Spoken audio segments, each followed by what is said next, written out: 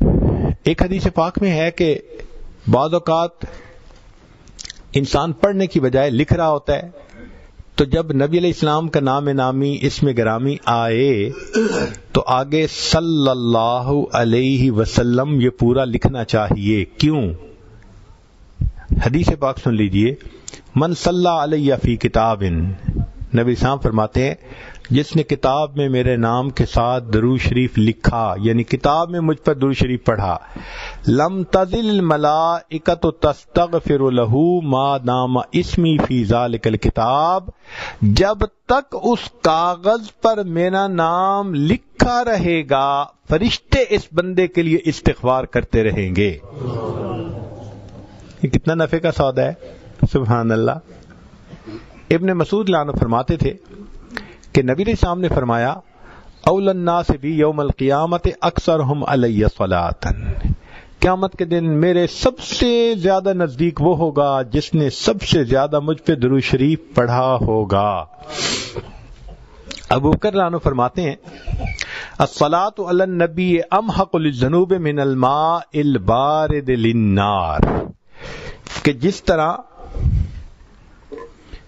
طرح ٹھنڈا پانی آگ کو جلدی سے بجھا دیتا ہے، درود شریف انسان کے گناہوں کو اس سے بھی جلدی مٹا دیتا ہے.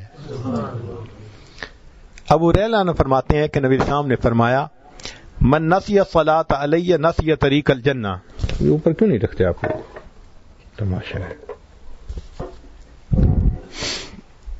من نسی الصلاۃ علی نسی طریق الجنہ، کہ جو مجھ پر درود شریف پڑھنا بھول گیا وہ بندہ جنت کا راستہ ہی بھول گیا.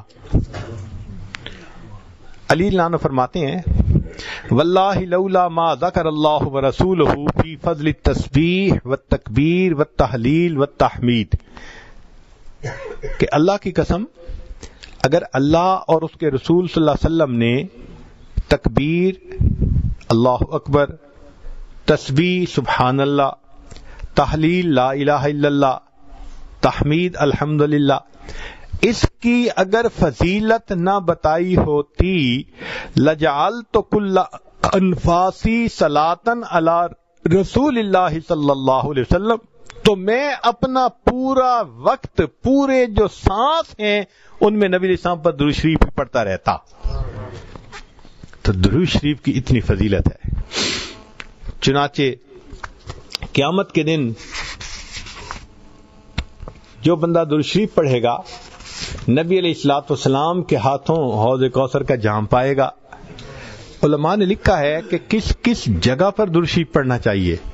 المواضع التی یصلی ویسلم علیہ صلی اللہ علیہ وسلم، تو وہ فرماتے ہیں دخول المسجد والخروج منہ، مسجد میں داخل ہوتے ہوئے درود شریف پڑھے اور نکلتے ہوئے پڑھے. والتشہد التحیات میں پڑھے. ورؤیت المساجد، مسجد پہ نظر پڑے تو درود شریف پڑھے. دخول الاسواق، بازار میں داخل ہوتے ہوئے درود شریف پڑھے. دخول البیت والخروج منہ، گھر میں داخل ہوتے ہوئے درود شریف پڑھے، گھر سے نکلتے ہوئے درود شریف پڑھے. نسیان الحاجہ، کوئی بات بھول جائے، چیز رکھ کے بھول جائے تو نبی علیہ السلام پہ درود شریف پڑھے. وقت الفقر، تنگی کا وقت ہو تو نبی علیہ السلام پہ درود شریف پڑھے. فی بدایت العلم، اور اگر علم کی مجلس ہو تو اس کے شروع میں درود شریف پڑھے. فی البدایت فی الخطب، خطبے کے شروع میں درود شریف پڑھے. والانتہاء فی مجالس العلم، مجلس علم کے اختتام پہ درود شریف پڑھے. فی لقاء الاخوان، دو مسلمان بھائی آپس میں ملیں تو بھی درود شریف پڑھیں. فی موادعاتہم و مفارقتہم، ملتے ہوئے جدا ہوتے ہوئے درود شریف پڑھے. مدارسۃ حدیث النبوی صلی اللہ علیہ وسلم، نبی علیہ السلام کی حدیث پڑھاتے ہوئے درود شریف پڑھے. عند تذکرتہ صلی اللہ علیہ وسلم، جب محبوب صلی اللہ علیہ وسلم کا تذکرہ آئے تو درود شریف پڑھے. عند ذکر اصحابہ، نبی علیہ السلام کے صحابہ کا تذکرہ آئے اس وقت بھی درود شریف پڑھیں.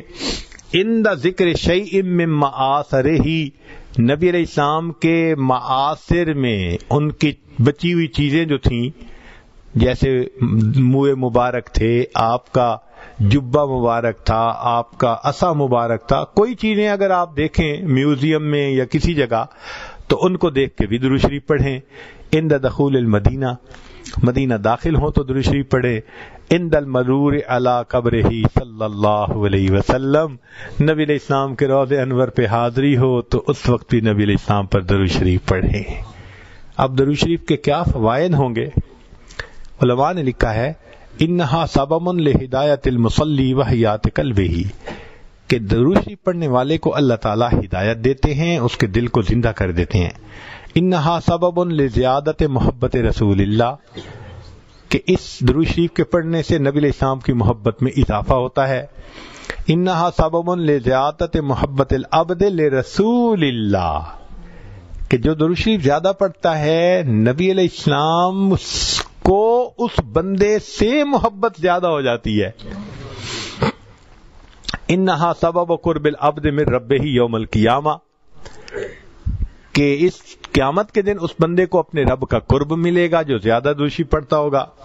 انہا سبب قرب العبد من رسولہ صلی اللہ علیہ وسلم، نبی علیہ السلام کا قرب ملے گا آخرت میں.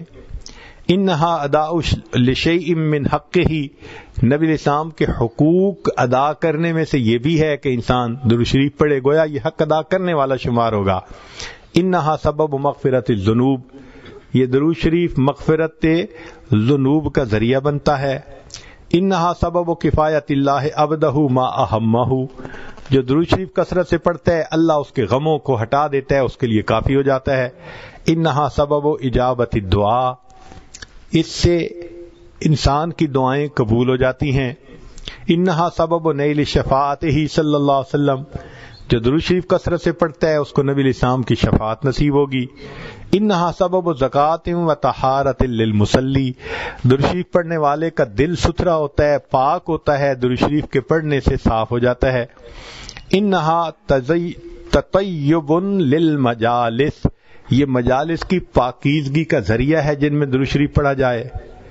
انہا تنفی عند العبد صفت البخل، نبی علیہ السلام نے فرمایا جو درود شریف پڑھنے والا ہو وہ کنجوس نہیں ہوتا، وہ بخیل نہیں ہوتا. انہا سبب فی اللہ تکون المجالس حسرتا و ندامتا علی اصحابها یوم القیامہ، تو درود شریف کا کثرت سے پڑھنا تو یہ مجلس والوں کے لیے قیامت کے دن حسرت کا باعث نہیں بنے گی. انہا سبب لرد النبی صلی اللہ علیہ وسلم الصلاۃ والسلام علی من یصلی و یسلم علیہ، جو نبی علیہ السلام پر درود بھیجتا ہے اس بندے پر اللہ تعالیٰ 10 رحمتیں نازل فرماتے ہیں. تو اس نے نبی علیہ السلام پر درود شریف پڑھا اور اس کے بدلے اللہ نے اس پر رحمتیں فرمائیں. انہا سبب لنشر الثناء الحسن عن العبد فی الملأ الاعلی، تو پھر جو درود شریف زیادہ پڑھتا ہے تو اللہ تعالیٰ فرشتوں کی جماعت میں اس بندے کی تعریف فرماتے ہیں.